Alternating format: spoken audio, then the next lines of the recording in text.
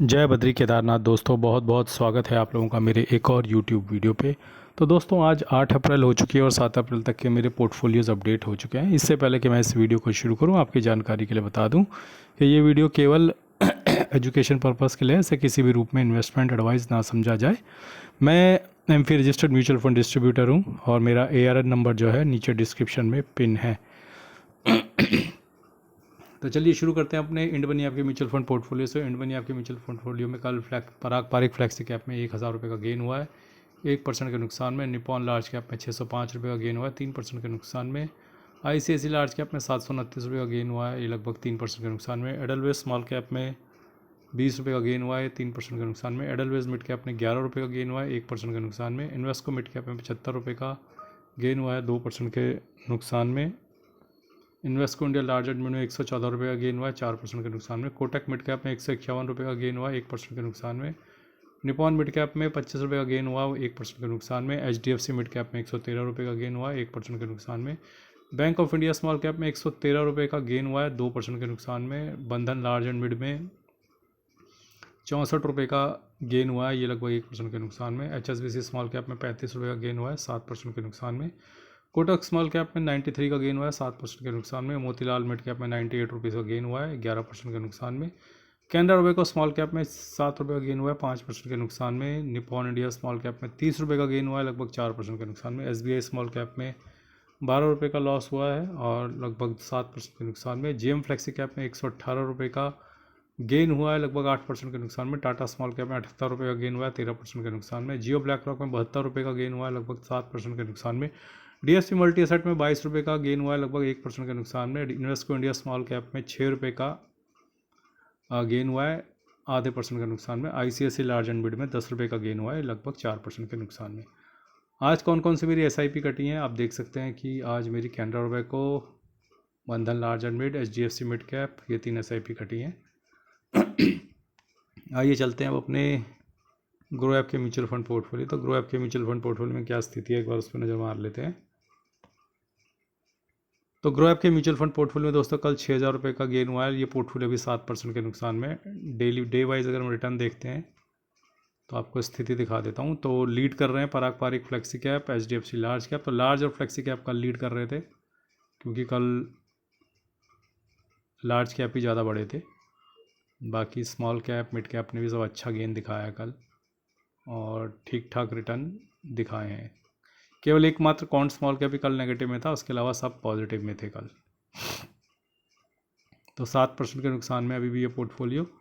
तो आइए चलते हैं अब अपने ETF के पोर्टफोलियो में। तो आज ETF के पोर्टफोलियो में दोस्तों ज़बरदस्त गेन हुआ है लगभग 4% का, 16,223 रुपये का। और जैसा कि आप देख सकते हैं कि किस किस ने आज मुझे कितना मुनाफा दिया एक बार देखते हैं। तो टाटा मोटर पैसेंजर व्हीकल ने 8.5% की बहुत तगड़ी जंप मारी है एक ही दिन में। जीनस पावर ने भी 7% की जंप। ये वो शेयर्स हैं दोस्तों जो बहुत ज़्यादा टूट गए थे, तो बहुत ज़्यादा टूट गए थे तो वहीं से जंप लग रही है अब 8-7% की। रियलिटी ETF भी बहुत टूट गया था, 7% की जंप इसने भी मार दिया। इरकॉन ने भी लगभग 6.25% की जंप मारी। इंडसइंड बैंक ने 6.5%। Mid small ETF 4%। Sensex 4%, small cap 4%, Nifty 20 4%, ई multi MQ 3%, Reliance 3%, top 10 ETF 2.5%, Tata gold 2%, FMCG 1.5%, health 1.5%, शरिया बीज 1%। ओवरऑल ये पोर्टफोलियो अभी भी 9% के नुकसान में है और देखते हैं क्या कोई शेयर या ETF अभी प्रॉफिट में है यहाँ पे। जी हाँ, दो चीज़ें प्रॉफिट में है। एक तो टाटा गोल्ड ETF एक हेल्दी प्रॉफिट 5.5% का यहाँ पे होने लग गया है, तो आप देख सकते हैं। और उसके बाद निफ्टी 20 भी प्रॉफिट में आ गया। उसके बाद मिड स्मॉल, रिलायंस, मोतीलाल ओसवाल, ई multi MQ, small cap, Sensex, ये सब एक झटके से में ग्रीन में आ जाएंगे, बिल्कुल क्लोज हैं ये। ठीक है, दिक्कत हुई है थोड़ी सी FMCG और रियल्टी में, वो अभी भी 10% नीचे हैं, लेकिन बाकी ऑलमोस्ट रिकवर हो चुके हैं। आइए अब चलते हैं अपने इंडिसेस पे। तो आज क्या क्या कितना कितना गेन होने वाला है एक बार मैं आपको प्रेडिक्ट कर देता हूँ। तो निफ्टी 50 तो है 3.78% की बढ़त के साथ बंद हुआ है। Mid cap 50 4%, mid cap 100 4.03%, mid cap 150 लगभग 4%, small cap 100 4.39, small cap 50 4.62, small cap 250 लगभग 4%। तो आज मुझे ऐसा लगता है कि हमारा पोर्टफोलियो लगभग 4% के आसपास या 3.9 to 4% के आसपास बढ़ेगा, जो मिक्स होगा large cap, mid cap, small cap. तो 3.9 to 4% की आज आप बढ़त देख सकते हैं, जो कि एक बम्पर बढ़त होगी और पोर्टफोलियो में अच्छी खासी आज रिकवरी देखने को मिलेगी। तो मैंने पूरे डाउनफॉल में अपना सिस्टमेटिक लमसम डालता रहा, लेकिन अब मार्केट ऊपर जा रही है और एक ही दिन में 800 से 900 पॉइंट, तो मैंने आज कुछ नहीं डाला है। ठीक है, तो मास्टर जी तब निवेश करते हैं जब कोई निवेश नहीं करता। आज तो सब निवेश कर रहे होंगे, तो मैंने आज निवेश नहीं किया। तो मेरी SIP चल रही है बस अब, और सिस्टमेटिक लमसम बंद। तो आइए देखते हैं। और वैसे मेरे पास पैसे ही ख़त्म हो गया, बंद की बात ही नहीं है। अच्छा हुआ सही टाइम पे ख़त्म हुआ। पूरा बॉटम तक मैंने सिस्टमेटिक लमसम चला मेरा जितना पैसा था, फिर वो ख़त्म हो गया। अब देखता हूँ जुगाड़ हो पाता है तो दोबारा कुछ शुरू करेंगे, पर वो बात की बात है। आइए चलते हैं अब अपने FIDI के बायसेल के डेटा पे। तो कल जो है FII ने 8,000 करोड़ की सेलिंग करी थी और लगभग 8,000 करोड़ की बाइंग करी थी DI ने। अब देखते हैं दोस्तों आज क्या होता है। आज भी अगर पॉजिटिव नंबर नहीं आया तो मुझे काफ़ी निराशा होगी, अगर FII ने आज भी पॉजिटिव नंबर नहीं दिखाया। अगर आज उनके शॉर्ट्स नहीं कटते हैं, उनकी बाइंग नहीं आती है, तो फिर इसका मतलब ये है कि कुछ गड़बड़ हो सकती है आगे फिर से। आप याद रखिएगा कि आज बुधवार है और मुझे ऐसा लगता है कि डोनाल्ड ट्रंप पूरा इंडियन मार्केट के हिसाब से ही चीज़ें खेलते हैं। आज मार्केट को चढ़ा दिया है और कल से फिर दोबारा से नतीजे आने शुरू हो जाएंगे पिछले क्वार्टर के, और नतीजों में अगर गड़बड़ी हुई तो फिर पिटाई शुरू हो सकती है। तो एक दिन का भी ब्रीदर नहीं दिया इंडियन मार्केट को, आज बढ़ा दिया है, कल से नतीजे आने शुरू हो जाएंगे। कल गुरुवार है, 9 तारीख है, और कल से नतीजे शुरू आने जाएंगे पिछले क्वार्टर के, और फिर से अगर कुछ एक्सीडेंट होते हैं तो फिर से एक डाउन स्लाइड शुरू हो सकती है। तो ये सारी प्लानिंग मुझे ऐसा लगता है इंडियन मार्केट के अकॉर्डिंग की जाती है कि एक दिन का भी ब्रीदर यहाँ पे लोगों को ना मिलने पाए।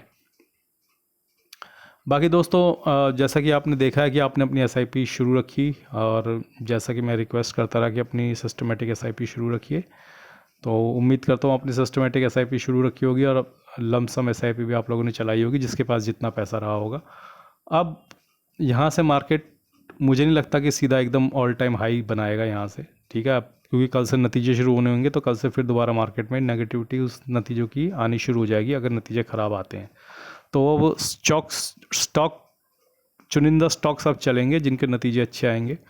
तो बड़ी बड़ी कंपनियों के जब नतीजे आएंगे तो उनसे पूरे सेक्टर का अंदाज़ा लग जाएगा और पूरा सेक्टर उसके अकॉर्डिंग ही परफॉर्म और बिहेव करेगा।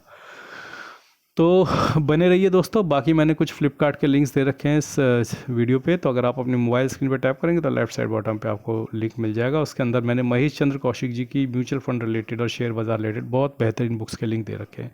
अगर आप वाकई जीवन में कुछ सीखना चाहते हैं तो उन बुक्स को ख़रीद सकते हैं। बहुत मामूली सस्ती सी बुक्स है, और महेश चंद्र कौशिक जी बेस्ट सेलर हैं हिंदुस्तान में as far as share market books are concerned. आपकी जानकारी के लिए फिर से बता दूं कि मैं MFI registered mutual fund distributor हूं। तो अगर आपको अपना म्यूचुअल फंड पोर्टफोलियो क्रिएट करवाना है तो डिस्क्रिप्शन में दिए गए ईमेल ID या फिर फ़ोन नंबर पे मुझे SMS नहीं WhatsApp कर सकते हैं।